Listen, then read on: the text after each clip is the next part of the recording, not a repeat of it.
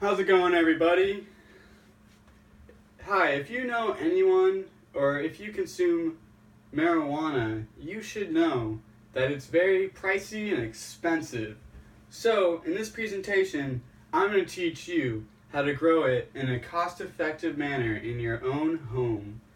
So, two things I will cover throughout this presentation are the materials and setup you need, as well as how to maintain that setup once you have it all set up. So first off the bat, you're going to need a place to do it in your backyard. It could be a shed, it could be inside your garage, a small room, a big closet. Anything that has at least a minimum of about 3 by 3 feet, 9 square feet is great, perfect for growing. And then next, you're going to want to choose your lighting.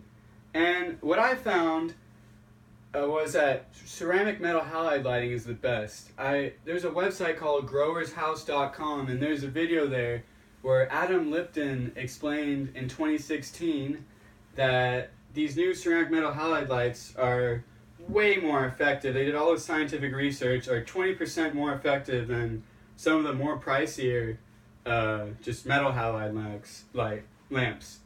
So you're going to want to get one of those. I suggest like 315 watts. They're about $200-ish. You can go pick them up at a hydroponics store down the street.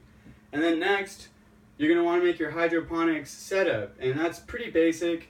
You just need a Home Depot bucket. And then inside the bottom of the Home Depot bucket, you put an air pump. Like the kind you would buy for a goldfish tank, just blows little air bubbles in there. And then next, you put water in there.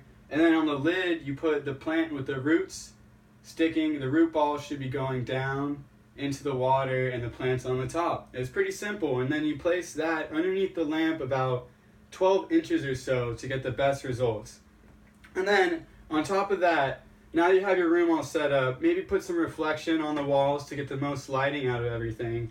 And you're going to want good ventilation, which is very important for your plants to survive, which is something I've learned firsthand. All this I've learned firsthand quite a bit. So once you have your setup all set up, you're pretty much ready to just keep going.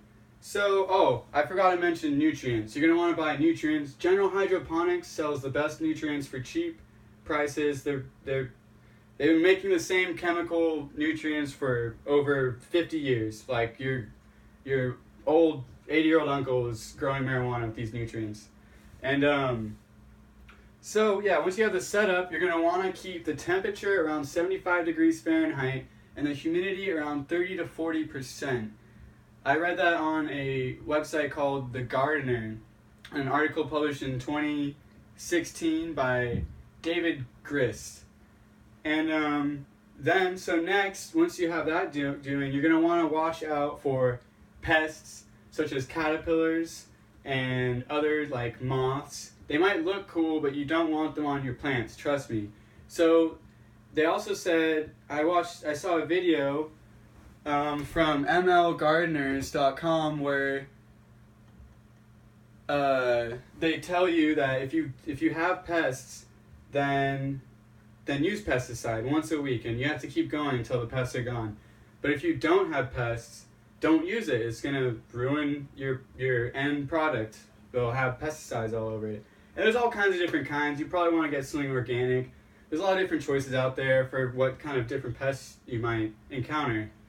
But basically, yeah, once you get that going, you're good. And then you're going to want to switch the lighting from 18 hours a day. You're going to keep it on 18 hours a day from the start. And then on the last 2 months, you're going to switch it to under 12 hours. So it switches from a vegging phase to a flowering phase. So that's just growing versus growing flowers. And once you get that going, your plants should be cruising good, and you can pluck them when they're done. You want to stop putting nutrients in the water, by the way, 2 weeks before the plant's done to flush it of the nutrients. It's good. It makes the marijuana at the end a little more cleaner and have less sulfur in it and that kind of stuff. But anyways, thank you a lot for listening. Growing marijuana was something that, I just kind of jumped into, and I've learned more than I ever thought I ever would learn by doing it, and probably a hobby I'll have the rest of my life, and I hope you can have that too. Thank you.